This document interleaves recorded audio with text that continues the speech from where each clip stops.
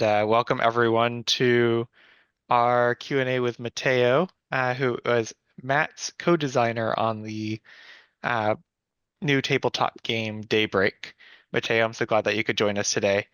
Um, Matteo has a presentation for us for about 20 minutes with some good pictures of Daybreak for those of you who have not gotten to see the game physically yet. And and then we will jump into a Q&A. All right. So I'll hand it off to you, Matteo. Thank you. Hi, everyone. So, as Shane said, I'm gonna try and be brief and talk to you about Daybreak for 15 to 20 minutes, and then we can jump into the Q&A. So, Daybreak, if you haven't played it already, it's cooperative games about climate politics, and it's for 1 to 4 players. It's a board game, although we also have a online version on Board Game Arena, and it's for nominally 10 years old plus, 10-year-old plus. And the first time you play, you're probably going to play for 190, 120 minutes, and then it gets closer to an hour. So I want to tell you about Daybreak and the design principles behind it. So why we made it the way that it is. First, I have a question for you. Is this a cooperative game? Hands up if you think this is a cooperative game. Can you actually put your hands up? I'm not sure on on this thing. Okay, 2 people think this is a cooperative game. Interesting. So most of you will know Monopoly as a competitive game, and as a, it could be described as a capitalist fantasy in the sense that you build your property empire and then you try and bankrupt everyone else in the process. However, maybe you don't know, apart from the 2 people that raise their hands, that it was originally designed as a critique of capitalism by the lady in the picture called Elizabeth McGee. And she designed a game called the Landlord's Game, which had 2 different sets of rules. One was competitive, just like Monopoly, and the other one was cooperative. It was called Prosperity, and you would play it on the same board, but it had slightly tweaked rules in the sense that it was every player would start with a different income and wealth at the beginning, and then every time that you would have to pay rent, like in Monopoly, that money wouldn't go to the landlord, but it would go to the treasury, and the treasury would then buy up things like the railways and the hospitals and other key assets that would then help socialize the economy and also to redistribute the wealth that is produced socially. So it was a playable model of monopolies. That was the competitive rule set, and then a playable model of a tax reform that she was campaigning for, which could demonstrate how a different set of rules could change the way that society runs. And then 30 years after she published this so she published this first and she patented it in 1904, so 120 years ago. And then in 1935-ish, that patent ran out and the game was plagiarized into what we know as Monopoly. And when that happened, the competitive version was repackaged into Monopoly, whereas the cooperative version was scrapped, which is a pity because cooperative games are pretty cool, I think, because they allow us to work together as a team against the game system itself.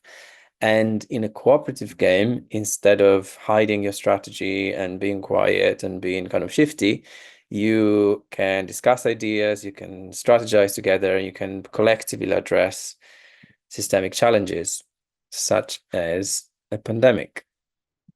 Hands up if you've played Pandemic before. Let's see.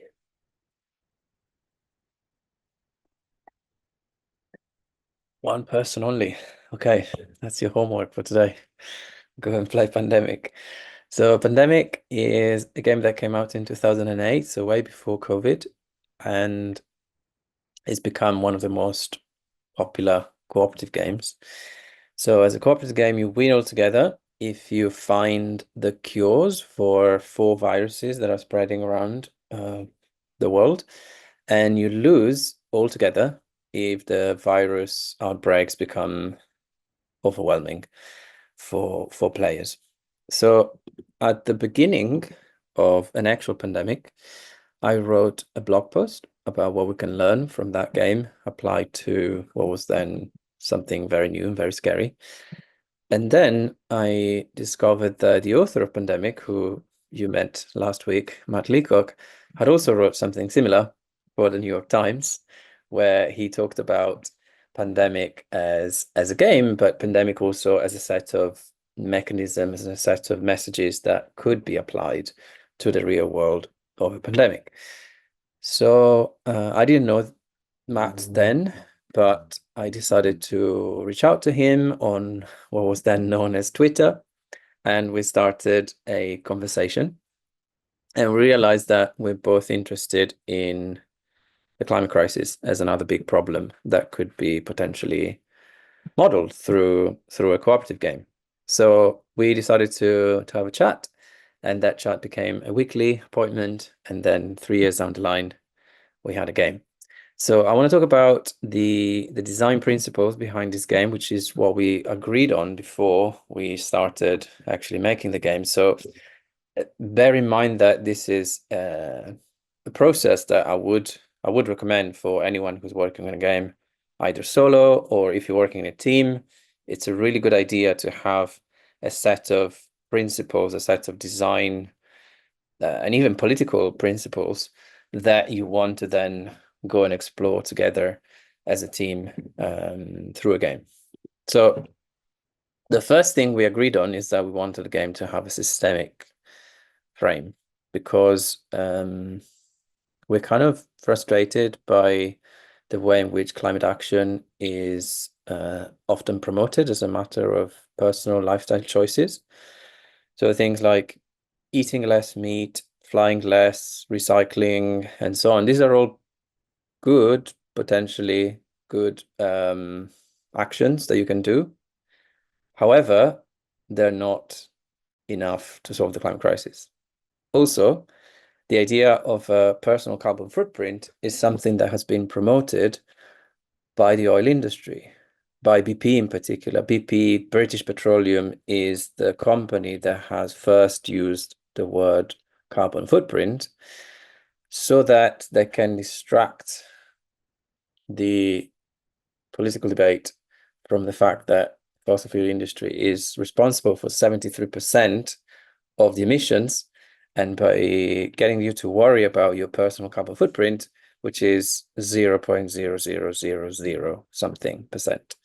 So we agreed that the game should frame the climate crisis as a global problem and encourage players to explore collective action and systemic solutions. So what that means in practice is that in Daybreak, each player takes on the role of world power. So you can be the US, China, Europe, or the majority world. And what does it mean that you're the US, for example? It means that you're essentially the government of the US. So what you do is you have power over your political economy, and that is based on real and current data, which leads to the second principle, which is that we wanted to have a game that is realistic on two levels. First of all, at the problem level, so we wanted the game to be based on the emissions that you have to reduce across all sectors of your economy based on current data. And then we also wanted the solutions that you can play out as policies and technologies to be based on existing technologies and policies, not on science fiction. So in Daybreak, you get to play combinations of cards. These are a dozen out of 150 cards that we have in the deck. And those policy cards allow you to both decarbonize your economy. You can see them towards the top left of the screen. You have policies that are you to build green energy or phase out dirty energy, as well as decarbonizing your industry, your transportation system, and so on. But then you also need to protect people, ecosystems, and your infrastructure from the consequences of the climate crisis. So you have to build resilience in your ecology, in your infrastructure, and in your society. And you do that, for instance, through policies like universal healthcare. And each round, the game triggers a series of crises cards that become more intense and more frequent as the temperatures rise. So these vary from extreme weather events, so the things that are most typically associated with the climate crisis, like heat waves, hurricanes, droughts, forest fires, and so on, but also social, economic, and political crises that are made worse by the climate crisis. So you have, for instance, eco-fascist governments, the erosion of democracy, capital flight, and other crises that are all part of the potential consequences, or that are made worse by climate change. So Daybreak is a game that tries to be realistic, but at the same time, there's a big assumption in the game, which is perhaps more utopian than realistic, and is that the governments, the players, are cooperating to solve the climate crisis. And this is something that we obviously are not seeing in the real world. So why is that? It's because we wanted to create a model of what is possible. There is a word that has been used to describe Daybreak, which is post-utopia. So possible and utopia, something that shows you what would be possible if all of those realistic policies and technologies were to be put forward by a coalition of interests, a coalition of powerful interests that has then the political power to put it forward. So to create a system and a world where people can see what is possible. So the game is cooperative, not necessarily because you're forced to work together, but because you can lose altogether. So as global emissions and temperatures consequently are rising, and they're triggering a set of crises, as we've seen, from extreme weather events to eco-fascist governments, and you lose if it gets too hot. So if the global temperatures reach 2 degrees, if it's too late, so if you haven't won by the end of the 6th round, you also lose. But more likely, you're going to lose if too many communities in any of the 4 world powers are overwhelmed by crisis. So, for instance, if you have droughts and floods that then lead to food shortages, that then lead to famine or social unrest, that could get players in a state where they can't they get overwhelmed by the consequence of climate crisis, and therefore you lose the game. But you win the game if you flatten the emissions curve. So if you get to reduce your emission to a point where they're not adding anymore to the atmosphere, then you win the game. So and there isn't a single strategy that works all the time. So winning is really about balance between transitioning away from fossil fuels and at the same time taking care of your societies, your infrastructure, your ecosystems to make sure that you don't lose. So in that process, you can experiment with hundreds of policy combinations and also solutions that I personally wouldn't want to see in the real world, such as geoengineering. But that leads to the 4th principle, which is that we didn't want to make an educational game. What do I mean by that? Educational games have a reputation for being quite preachy, for focusing to teach the right thing to do. Excuse me. But by trying to teach people the right thing to do, they often severely limit the choices that people have. Whereas we tried to instead create uh, a playable model where people can make lots of choices and then make up their own mind about which one they might want to see or not in the real world. However, even though the game is not meant to be educational, we have educational resources. So every card in the game has a QR code. So you can scan the QR code while you play the game, and that takes you to a website where you can learn more about what the card means in real life and also how to use it in game. So you can also work as a teaching as an in-game teaching tool. And we have a free online version of the game on Board Game Arena. So you can go on Board Game Arena, create a free account, and play Daybreak for free. And that's me.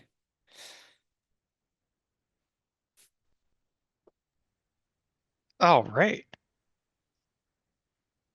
Thank you, Matteo. I think free is the name of the game there. So Mhm. anyone who wants to go check out Daybreak can go to that bit.ly link and Mhm. you can check it out for yourself. Um, Thank you, Matteo, for going over Daybreak. We're now going to transition to the Q&A part of the session. So if you have any questions for Matteo, please go ahead and post in the chat. And in the meantime, I can start us off with a couple of questions. Yep. First of all, Matteo, I think it's uh, really cool how you approached education. Um, to your point, a lot of games that are built for learning can sacrifice elements of fun, Mhm. and we've seen that it's much more effective overall for any education to be emergent.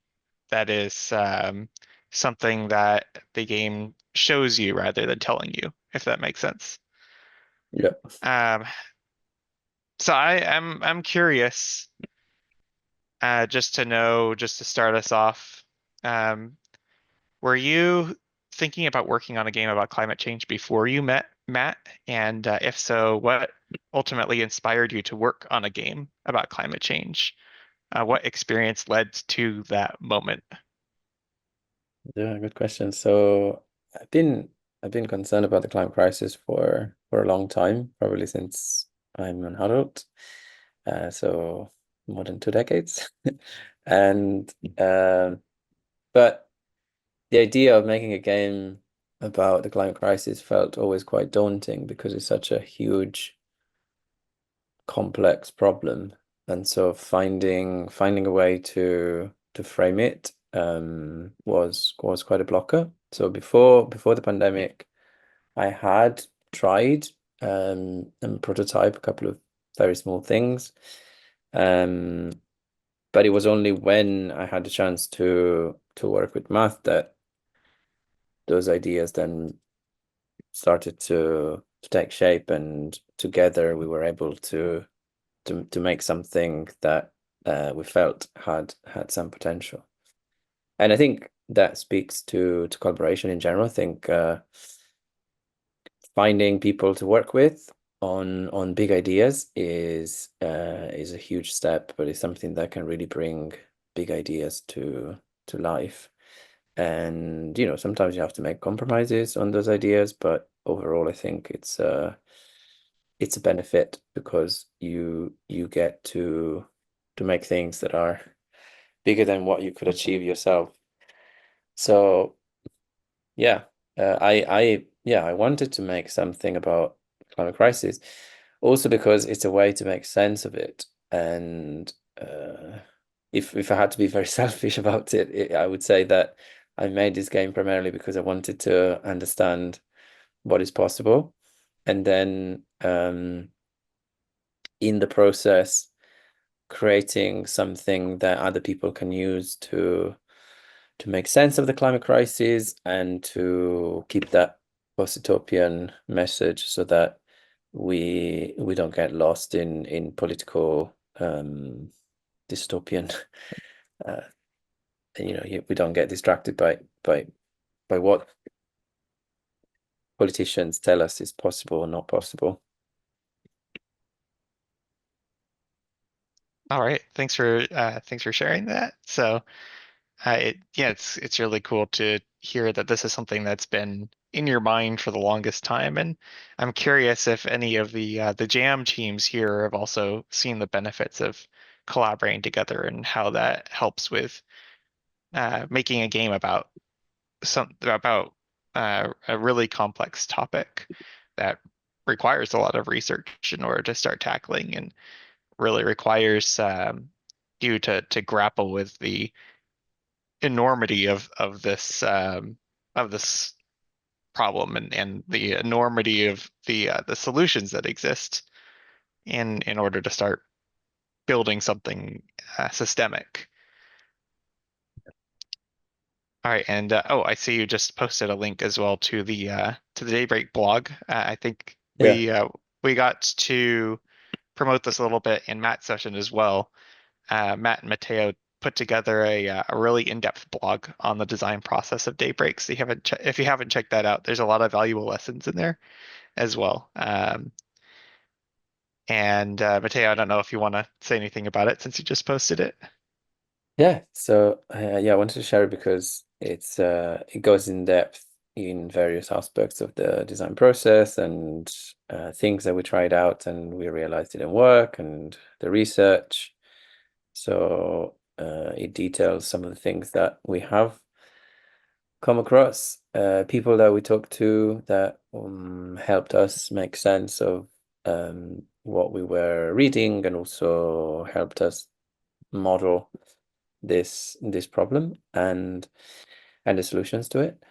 And as it often happens, I think you start with an idea and then the first prototypes are probably too complex or complicated, perhaps. They're a bit clunky, but it is through playtesting and through observing how other people use your toy. If effectively what you're creating is a toy at first, it may or may not have even a win condition or a lose condition at first. You just want to see how people make how people understand it and how people use it, and then refine it progressively as you observe the tests. And it was quite a challenge to do it through the pandemic. So in 2020, 2021, we couldn't do lots of in-person testing. So we were using online tools, and then we're also testing, so printing out prototypes, sending them to people that could test in person in their own bubbles and asking them to film themselves so that we could then watch the video and see how people understood the rules or misunderstood the rules, how people talked about the different aspects of the game, what kind of language did they use, what bits were confusing, what bits were exciting. And then that process really helped us improve on the game and simplify and synthesize it down to the bits that we felt were the most important. All right. And yeah, all of that, not most of it is in the blog.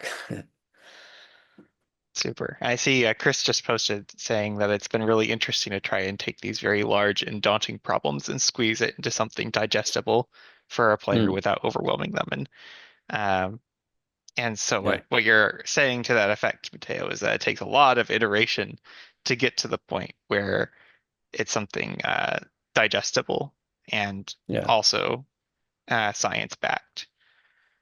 yeah. And I think that sometimes you Yeah. have to make difficult design choices. So you might want to include everything, and or you talk to people who are experts in one area or another, and listening to them is important, but you also have to keep in mind that you can't make a game about everything. So sometimes you have to be quite strict and say, well, these are the things that we're going to include in the game, and these are the things we won't be able to, because otherwise it becomes overwhelming for people to play. And in fact, on that note, I am currently working on a simplified version of Daybreak, so something that could be described as the Daybreak card game.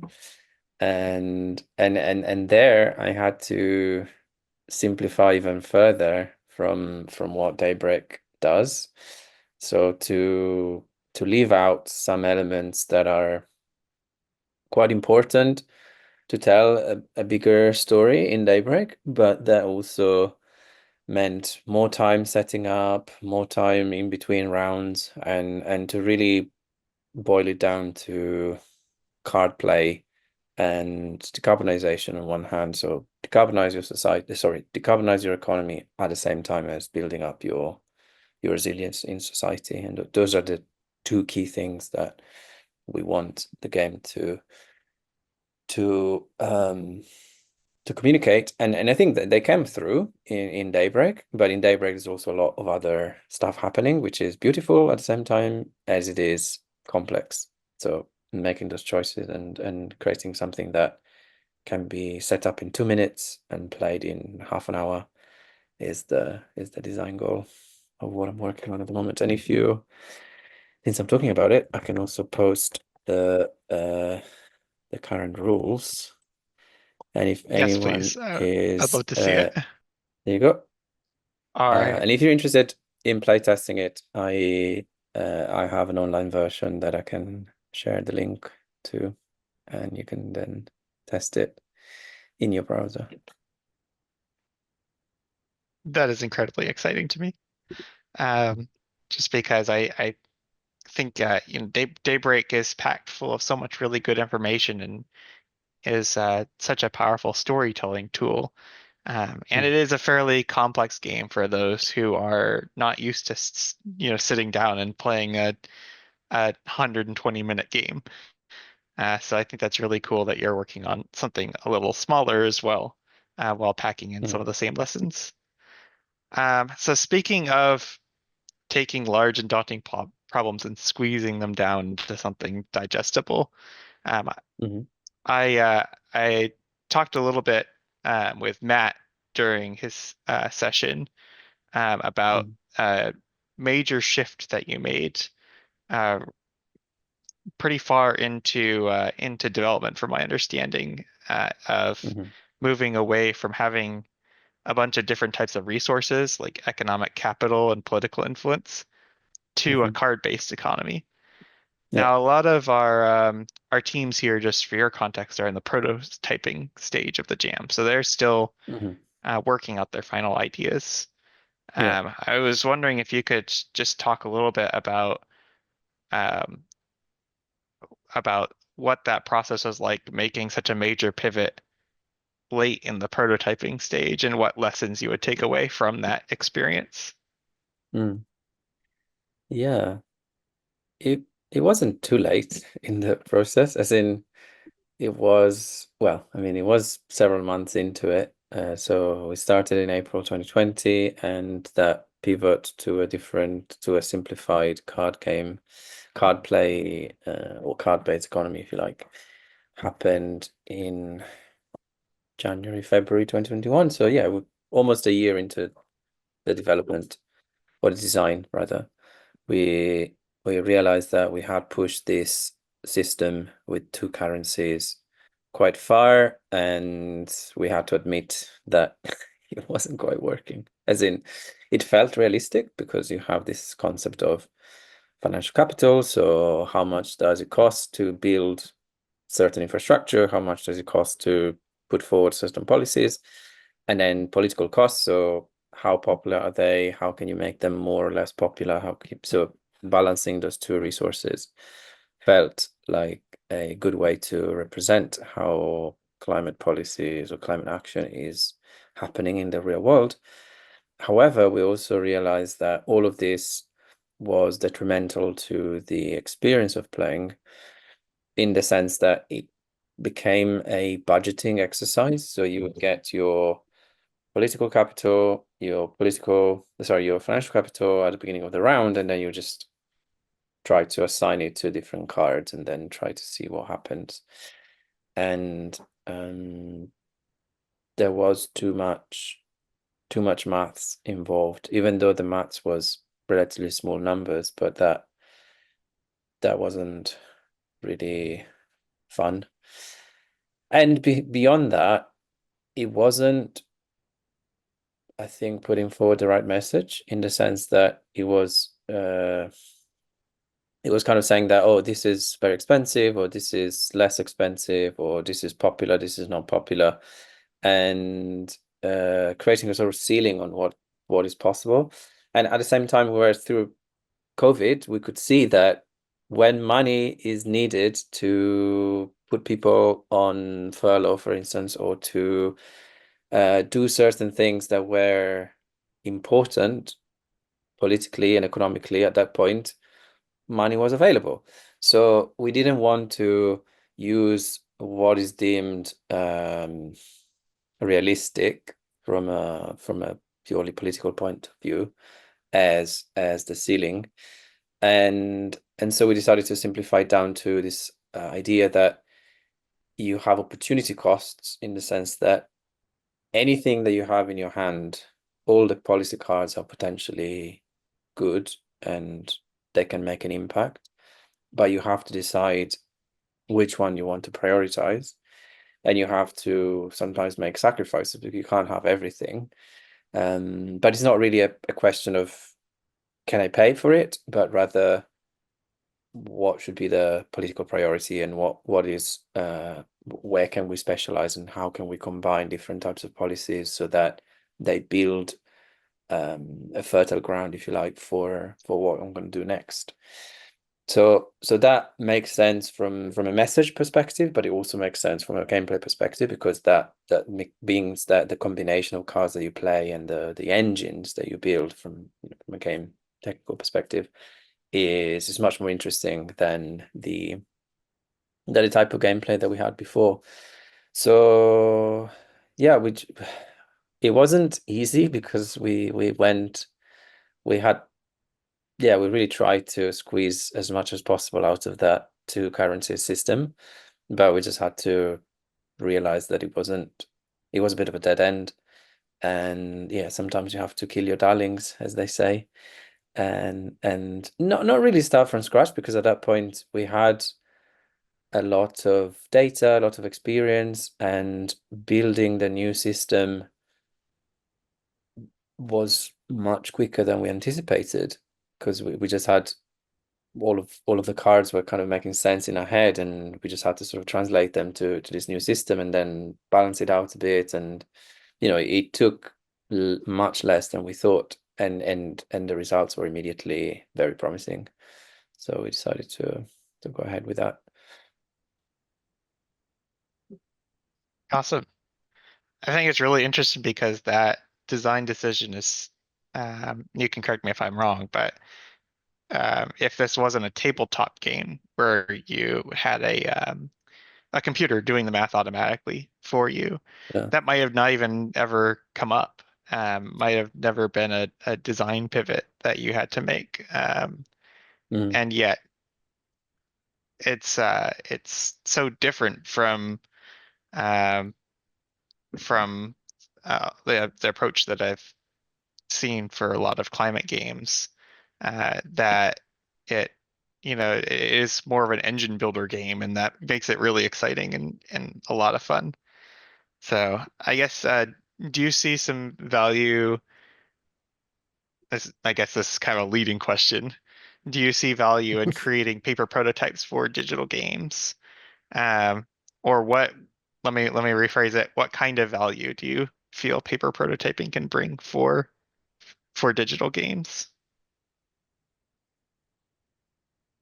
I think that mm, prototyping ideas is always very useful for at least a couple of reasons. One is that you get to get a feel for the interface quicker than you would if you were to try and mock it up in excuse me in a digital interface. Um, and then you also get to understand how the game works mechanically, without necessarily trying to simulate how the game would work, or how it would look. But um, mm, paper prototyping forces you to boil it down to the core components, so you can't hide behind nice graphics or behind something flashy and 3D, and you really have to ask, what is the game about? What is this game doing? Um, and I think that can be a very, very useful process, both for teams trying to figure out what they're working on, as well as working on work on your own. It's like drafting something before you spend time fleshing it out and making it look polished. All right, thank you. Uh, I think what I took away from that is just that paper prototyping can really help you find the fun, without getting distracted by other elements that Mm, like the game's graphics, mm, or the narrative, and getting too invested in that before you've really found that kernel of what makes your game really engaging. yeah. Yeah, and I think Um, you can also simulate a lot of things that can then be delegated to code to the game engine.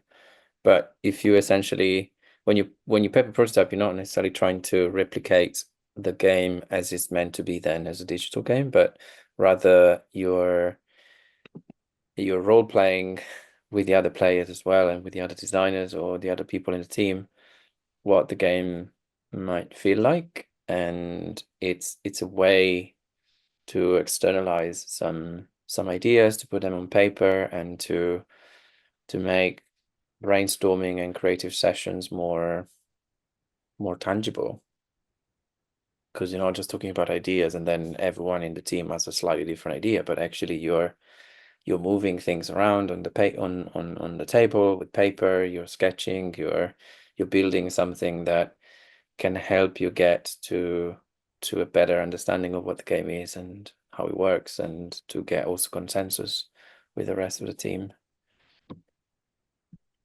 And I know this, I'm saying this because having taught game design before, I know that there's a lot of reluctance among students to do paper prototyping, and or rather, people are excited to jump on the screen and to just make a digital prototype, and they see the paper prototyping as a bit of a waste of time. But invariably, when people paper prototype, then they can get to a better game. Um, so that's my experience, and I've seen that over several years of lecturing in game design across universities in the UK.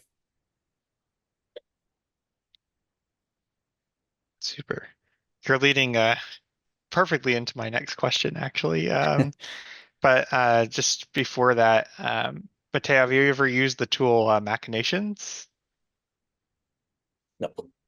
This was something that I was introduced to in my game design program. That's effectively a way Okay. to model economies and model a game system in a digital environment. So it's almost like a digital version of a paper prototype in many ways. So that might be helpful to Okay. some of the teams here if you have a game economy and need to test it out in a simplified environment.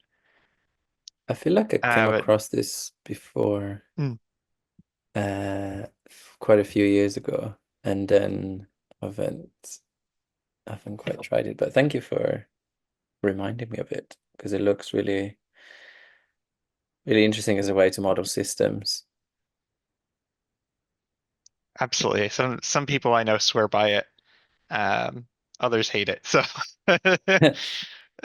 How yeah, it which might camp might are you depend on? on what. Yeah, might depend on what camp I'm in.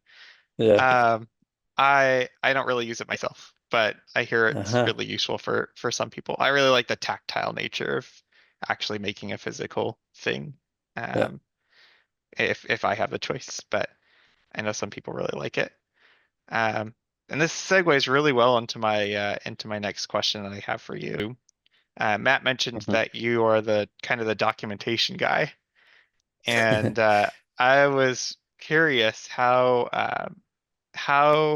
you approached documentation and aligning your thoughts with that of your teammates while also not spending too much time writing up one iteration.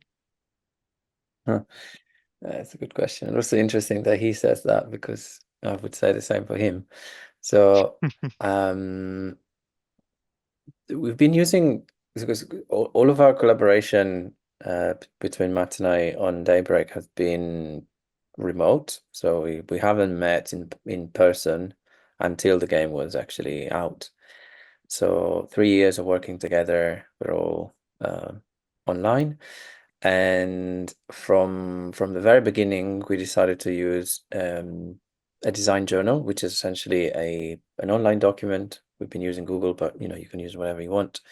And every meeting, every experiment, every prototype, every play test would be documented on that journal.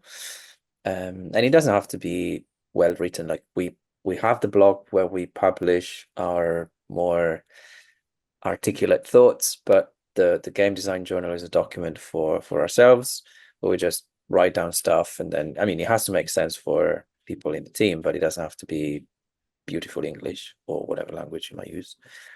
But what's important is that you capture the key things that you're trying out. So you have an idea, you try to capture that idea, and you say, okay, tomorrow maybe I'll try to prototype it, and then you test it the day after, take some pictures of the test, maybe record audio from players, to just capture the data from those things, and then put it in the journal, which means that it's a document that grows over time to the point where we had the more than 500 pages. We had to split it into different documents because it was too slow to load on our computers. Yeah, I mean, there's no secret to it. It's just uh, like write, take notes of everything that you do pretty much. And then we had also a shared folder where we would put the files, the assets. So we would save out PDFs from the various prototypes that we were making, and then we had also the source files which we would be working on, and we didn't use version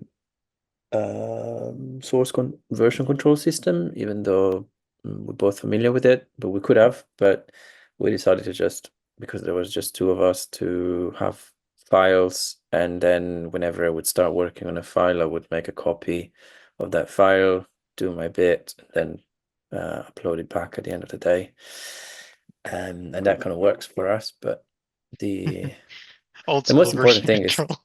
yeah, exactly. The most important thing is um, to make notes of what you're working on, and then we would also use the design journal during our meetings. We would meet every week to go through the journal to see what we've done, and then to make some decisions, discuss ideas, and then for the rest of the week we would sort of be exploring semi-independently and then coming back again over the meeting, weekly meeting.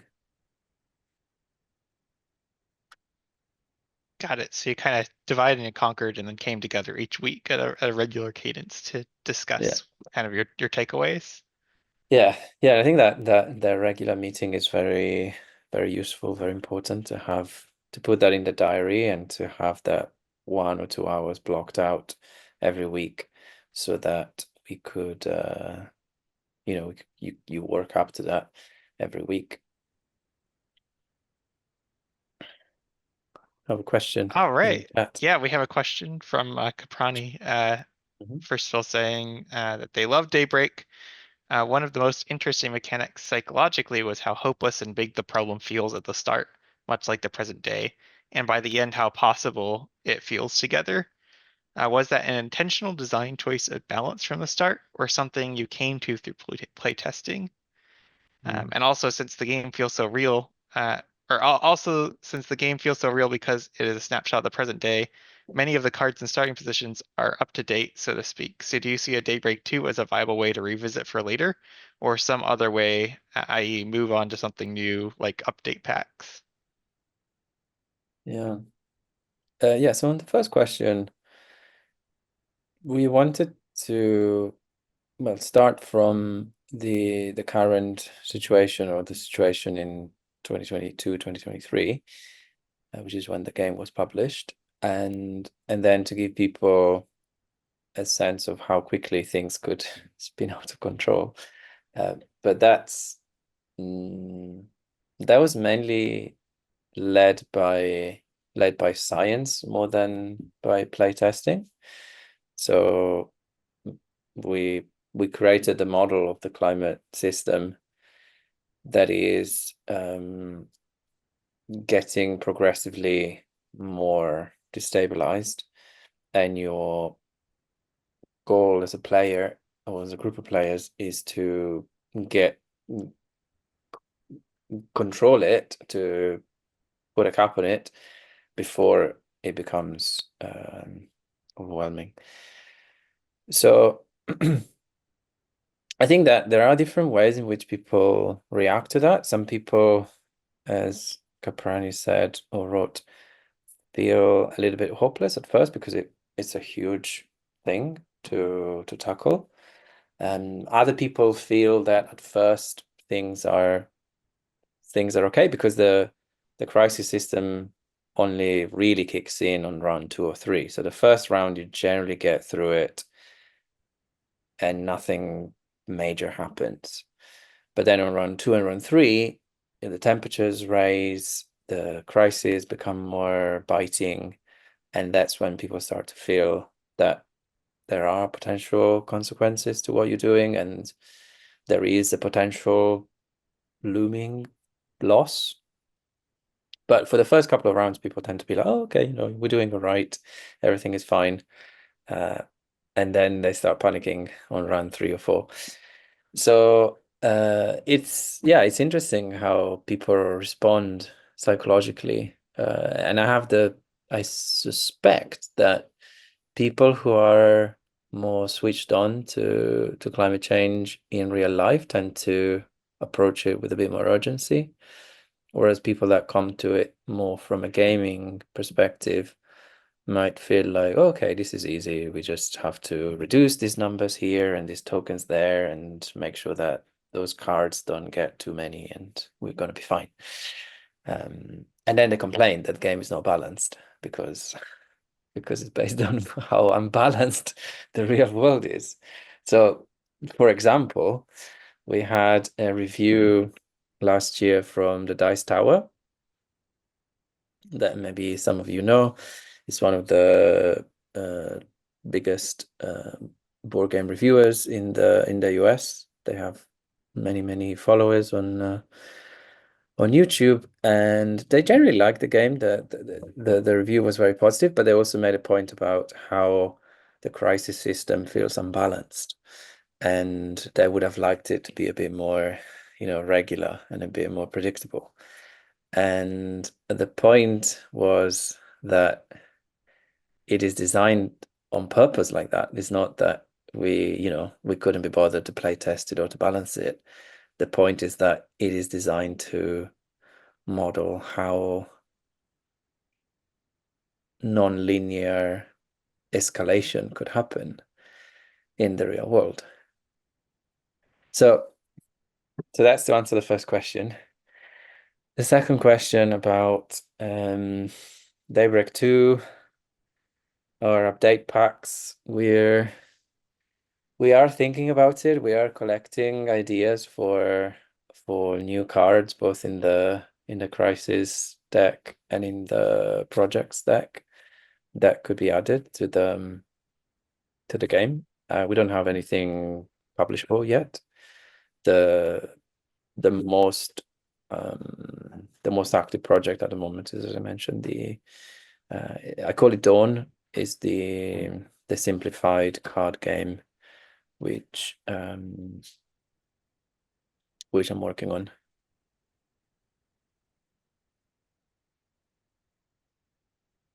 All right. I love how you frame that, Matteo, of in terms of with climate change, the impacts can accelerate. They can add on to one another, and we see that Mm. that they often are risk multipliers rather than Mm. merely additive risk. Like Yeah.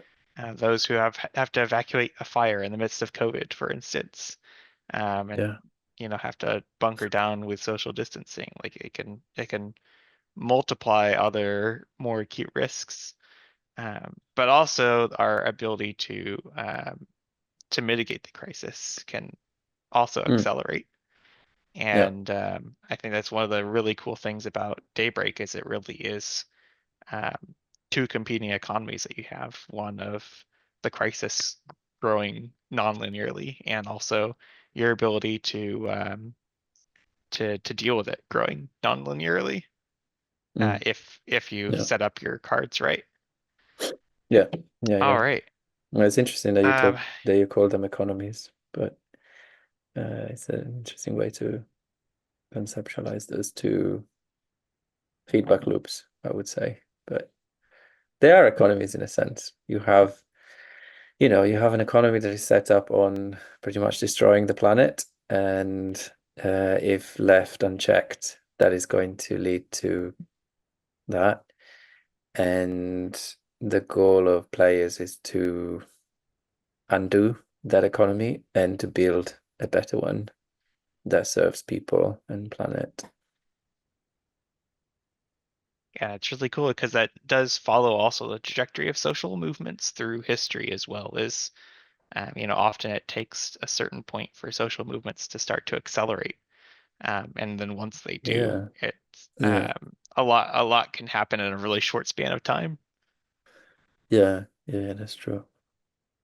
Yeah, the idea of tipping points that is often talked about in relation to climate systems and things that have been relatively stable for thousands of years and are on the brink of tipping to a different state where things get unpredictable or very, very different from how we've used to. But the same thing could happen also socially and politically. So unstable times can be both a curse and an opportunity. Again, from My day. Caproni, Yeah, yeah, they say in my day job every year I get to teach about climate change for about a month each year. Often at yeah. times it feels very heavy. Did you all have the same sort of drain working on Daybreak? And then any final thoughts you want to share as well, Matteo, before we wrap up the session? Uh, yeah, yeah. I think it is discouraging often to see the gap between the possible world that we build in Daybreak and the real world where things are going in a very different direction. To see that despite the scientific consensus, despite the fact that even the International Energy Agency is saying no more fossil fuel, the last 3 years have been the biggest for fossil fuel investment. And of course, it is discouraging to see it happen primarily in the US, which is now the biggest exporter of fossil fuel, the biggest producer and exporter of fossil fuel in the world, and also the recent change of presidency has made things slightly worse than they were before. So it is a reality that can lead to pessimism, but I also think that um, there are ways in which we can think of the situation as ripe for change at the same time. And yeah, especially if we look away from US leadership in this case, like the US is a big player in all this, and it is, of course, a player in Daybreak. But I'm saying this because I guess I'm primarily talking to a Western audience here. When it comes to climate, the US is not a leader, and kind of the sooner it steps away from that, the better, probably. That was my final thoughts on, yeah. I Let's think put it more positively. Let's hope that after these 4 years of Trump, we get to have another election in the US, and that we get an administration that is serious about the climate crisis and about creating society or building a society that works for people, for most people, and not for the few. all right. And I think regardless of where we all in the session are politically, I think games are such a big opportunity to be able to communicate people about underlying values and about the climate crisis and really um, Yeah, depoliticize climate change, really show the impacts are real, they're here, and we can do something about it. yeah.